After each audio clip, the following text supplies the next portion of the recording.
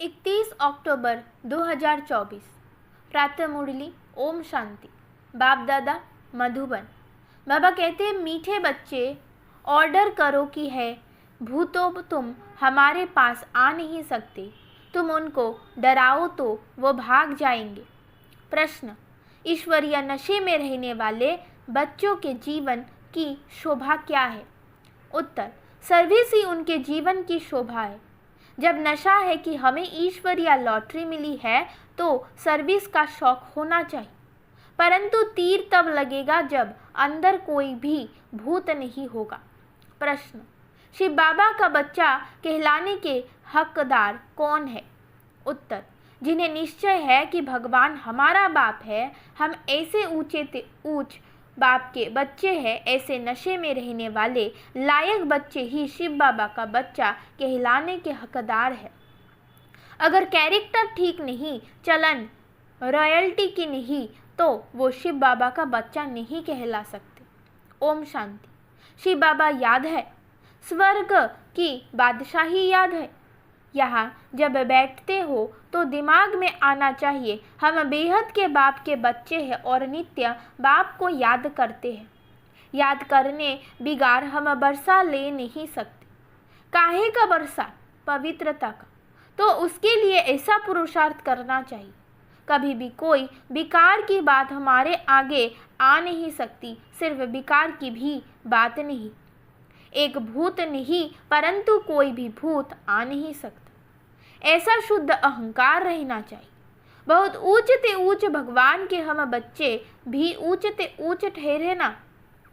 बातचीत चलन कैसी रॉयल होनी चाहिए?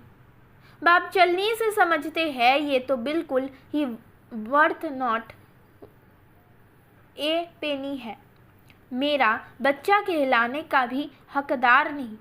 लौकिक बाप को भी नालायक बच्चे को देख अंदर में ऐसे होता है, ये भी बाप है।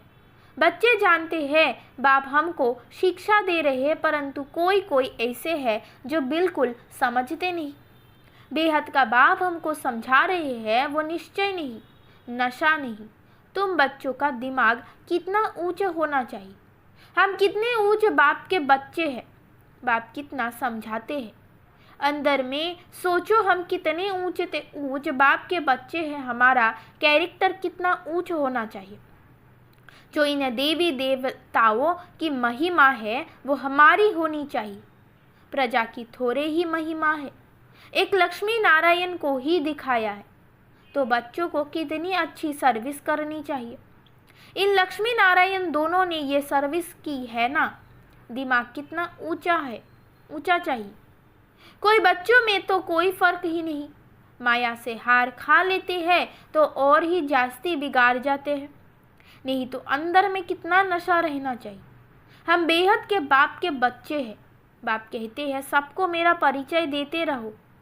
सर्विस से ही शोभा पाएंगे, तभी बाप की दिल पर चढ़ेंगे। बच्चा वो जो बाप की दिल पर चढ़ा हुआ हो। बाप का बच्चों पर कितना लव होता है। बच्चों को सिर पर चढ़ाते हैं। इतना मोह होता है, परंतु वो तो है हद का मायावी मोह। ये तो है बेहद का। ऐसा कोई बाप होगा जो बच्चों को देख खुश ना हो। माँ बाप को तो अथाह खुशी होती है। यहाँ जब बैठते हो तो समझना चाहिए बाबा हमको पढ़ाते हैं। बाबा हमारा ओबीडियंट टीचर है। बेहद के बाप ने ज़रूर कोई सर्विस की होगी, तब तो गायन है ना। कितनी वंडरफुल बात है, कितनी उनकी महिमा की जाती है। यहाँ बैठे हो तो बुद्धि में नशा रहना चाहिए। सन्यासी तो है ही निवृत्ति मार्ग वाली, उन्हों का धर्म ही अलग है। ये भी अब बाप समझाते हैं। तुम थोड़ी ही जानते थे सन्यास मार्ग को। तुम तो गृहस्थी आश्रम में रहते भक्ति आदि करते थे, तुमको फिर ज्ञान मिलता है। उनको तो ज्ञान मिलने का है नहीं। तुम कितना ऊंच पढ़ते हो और बैठे कितने साधारण हो नीचे। दिलवारा मंदिर में भी तुम नीचे तपस्या में बैठे हो, ऊपर में वैकुंठ खड़ा है। ऊपर वैकुंठ को देख मनुष्य समझते हैं स्वर्ग ऊपर ही होता है। तो तुम बच्चों के अंदर में ये सब बातें आनी चाहिए कि ये स्कूल है, हम पढ़ रहे हैं। कहाँ चक्र लगाने जाते हो तो भी बुद्धि में ये ख्याल चले तो बहुत मज़ा आएगा। बेहद के बाप को तो दुनिया में कोई नहीं जानते। बाप के बच्चे बनकर और बाप की बायोग्राफी को ना जाने ऐसा भट्टू कभी देखा? ना जानने के कारण कह देते वो सर्वव्यापी है। भगवान को ही कह देते आपे ही पूज्य, आपे ही पुजारी। तुम बच्चों को अंदर में कितनी खुशी होनी चाहिए, हम कितने ऊंच पूज्य थे, फिर हम ही पुजारी बने हैं। जो शिव बाबा तुमको इतना ऊंच बनाते हैं, फिर ड्रामा अनुसार तुम ही उनको पूजा शुरू करते हो। इन बातों को दुनिया थोड़े ही जानते हैं कि भक्ति कब शुरू होती है। बाप तुम बच्चों को रोज़ रोज़ समझाते रहते हैं, यहाँ बैठे हो तो अंदर में खुशी होनी चाहिए ना। हमको कौन पढ़ाते हैं? भगवान आकर पढ़ाते हैं, ये तो कभी सुना भी नहीं होगा। वो तो समझते हैं गीता का भगवान श्री कृष्ण है, तो श्री कृष्ण ही पढ़ाता होगा। अच्छा, श्री कृष्ण भी समझो तो भी कितनी ऊंच अवस्था होनी चाहिए। एक किताब भी है मनुष्य मत और ईश्वरीय मत का। देवताओं को तो मत लेना की दरकार ही नहीं है। मनुष्य चाहते हैं ईश्वर की मत। देवताओं को तो मत अगली जन्म में मिली थी जिससे उच्च पद पाया। अभी तुम बच्चों को श्रीमत मिल रही है श्रेष्ठ बनने के लिए। ईश्वरीय मत और मनुष्य मत में कितना फर्क है। मनुष्य मत क्या कहती है, ईश्वरीय मत क्या कहती है, तो ज़रूर ईश्वरीय मत पर चलना पड़े। कोई से मिलने जाते हैं तो कुछ भी ले नहीं जाते, याद नहीं रहता किसको क्या सौगात देनी चाहिए। ये मनुष्य मत और ईश्वरीय मत का कंट्रास्ट बहुत ज़रूरी है। तो मनुष्य थे तो आसुरी मत थी और अभी ईश्वरीय मत मिलती है, उनमें कितना फ़र्क है। ये शास्त्र आदि सब मनुष्य के ही बनाए हुए हैं। बाप कोई शास्त्र पढ़कर आते हैं क्या? बाप कहते हैं मैं कोई बाप का बच्चा हूँ क्या? मैं कोई गुरु का शिष्य हूँ क्या जिससे सीखा हूँ? तो ये भी सब बातें समझानी चाहिए। भले ये जानते हैं कि बंदर बुद्धि है, परंतु मंदिर लायक बनने वाले भी है ना। ऐसे बहुत मनुष्य मत पर चलते हैं, फिर तुम सुनाते हो कि हम ईश्वरीय मत पर क्या बनते हैं, वो हमको बढ़ाते हैं। भगवानों बाच हम उनसे पढ़ने जाते हैं। हम रोज 1 घंटा पौना घंटा जाते हैं। क्लास में जास्ती टाइम भी लेना नहीं चाहिए। याद की यात्रा तो चलते फिरते हो सकती है। ज्ञान और योग दोनों ही बहुत सहज है। अलफ का है ही एक अक्षर। भक्ति मार्ग के तो ढेर शास्त्र है, इकट्ठा करो तो सारा घर शास्त्रों से भर जाए। कितना इन पर खर्चा हुआ होगा। अब बाप तो बहुत सहज बताते हैं, सिर्फ बाप को याद करो तो बाप का बरसा है ही स्वर्ग की बादशाही। तुम विश्व के मालिक थे ना, भारत हेविन था ना, क्या तुम भूल गए हो? ये भी ड्रामा की भाभी कहा जाता है। अब आप आया हुआ है, हर 5000 वर्ष बाद आते हैं पढ़ाने। बेहद के बाप का बरसा ज़रूर स्वर्ग नई दुनिया का होगा ना। ये तो बिल्कुल सिंपल बात है। लाखों वर्ष कह देने से बुद्धि को जैसे ताला लग गया है, ताला खुलता ही नहीं। ऐसा ताला लगा हुआ है जो इतनी सहज बात भी समझते नहीं है। बाप समझाते हैं एक ही बात बस है, जास्ती कुछ भी पढ़ाना नहीं चाहिए। यह तुम 1 सेकंड में किसको भी स्वर्गवासी बना सकते हो, परंतु ये स्कूल है इसलिए तुम्हारी पढ़ाई चलती रहती है।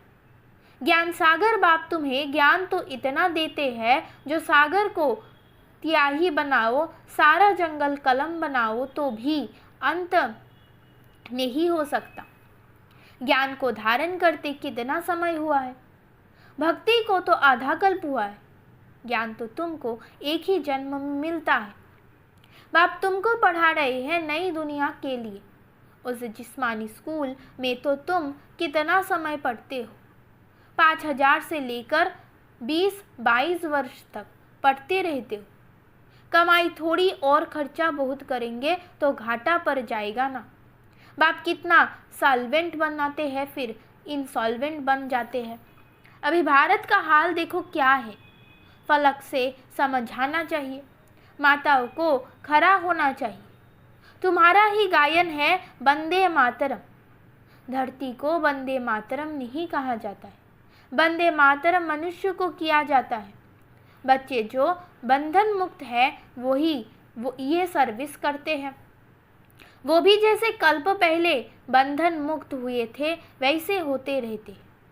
अबलाओं पर कितने अत्याचार होते हैं। जानते हैं हमको बाप मिला है तो समझते हैं बस अब तो बाप की सर्विस करनी है।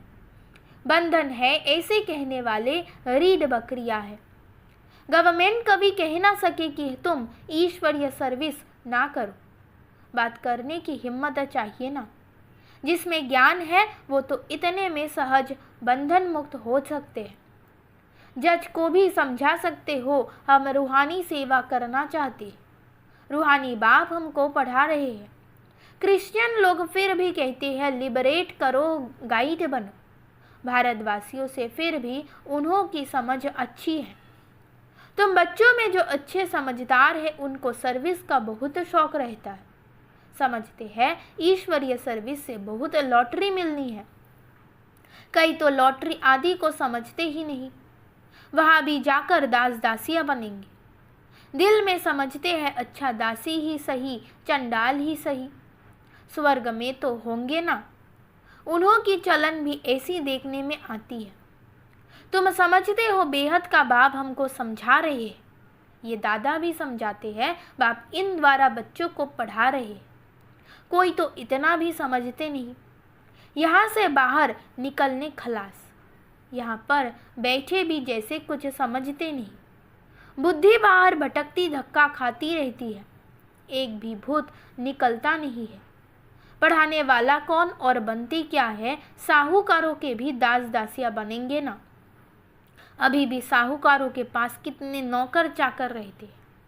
सर्विस पर तो एकदम उड़ना चाहिए। तुम बच्चे शांति स्थापन अर्थात निमित्त बने हो, विश्व में सुख शांति स्थापन कर रहे हो। प्रैक्टिकल में तुम जानते हो हम श्रीमत पर स्थापन कर रहे हैं, इसमें अशांति कोई होनी नहीं चाहिए। बाबा ने यहाँ भी बहुत ऐसे अच्छे अच्छे घर देखे हुए हैं।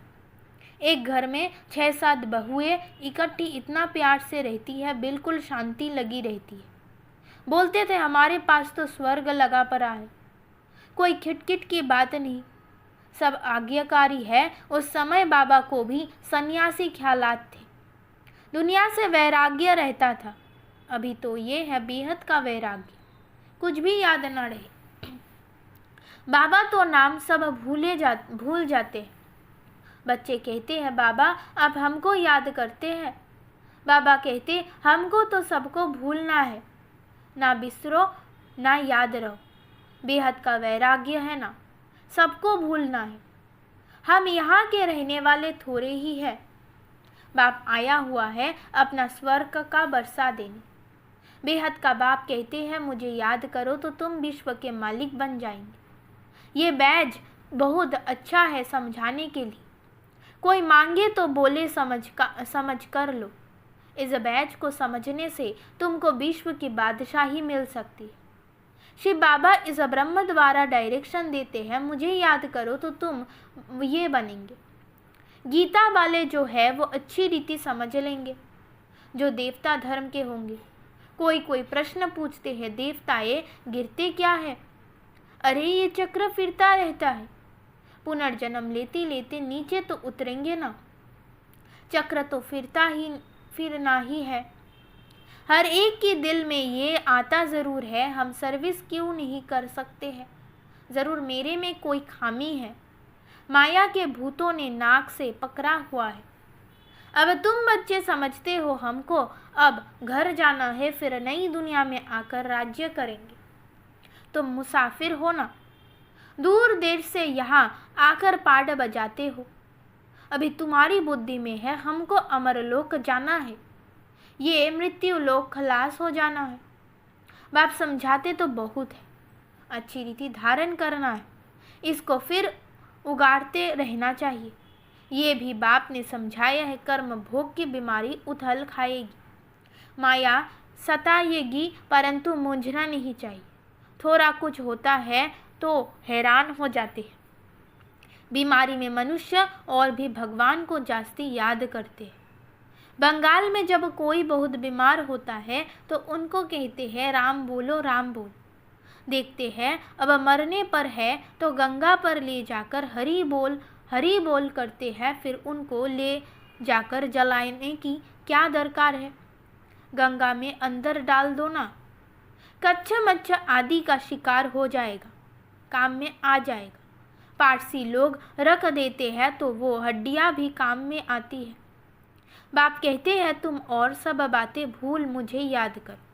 अच्छा, मीठे मीठे सी किलदे बच्चों प्रति माता पिता बाप दादा का याद प्यार और गुड मॉर्निंग। रूहानी बाप की रूहानी बच्चों को नमस्ते। धारणा के लिए मुख्य सार। नंबर 1, बंधन मुक्त बनकर भारत की सच्ची सेवा करनी है। फलक से समझाना है कि हमें रूहानी बाप पढ़ा रहे हैं, हम रूहानी सेवा पर है। ईश्वरीय सेवा की उछल आती रहे। नंबर 2, कर्म भोग की बीमारी व माया के तूफानों में मूंझना व हैरान नहीं होना है। बाप ने जो ज्ञान दिया है उसे उगाड़ते बाप की याद में हर्षित रहना है। वरदान, निराकार और साकार दोनों रूपों की यादगार को विधि पूर्वक मनाने वाली श्रेष्ठ आत्मा भव। दीपमाला अविनाशी अनेक जगे हुए दीपकों का यादगार है। आप चमकती हुई आत्माएं दीपक की लो मिसाल दिखाई देती हो, इसलिए चमकती हुई आत्माएं दिव्य ज्योति का यादगार स्थूल दीपक की ज्योति में दिखाया है। तो एक तरफ निराकारी आत्मा के रूप का यादगार है, दूसरी तरफ आपके ही भविष्य साकार दिव्य स्वरूप लक्ष्मी के रूप में यादगार है। यही दीपमाला देव पद प्राप्त करती है। तो आप श्रेष्ठ आत्माएं अपना यादगार स्वयं ही मना रहे हो। स्लोगन, निगेटिव को पॉजिटिव में चेंज करने के लिए अपनी भावनाओं को शुभ और बेहद की बनाओ। ओम शांति।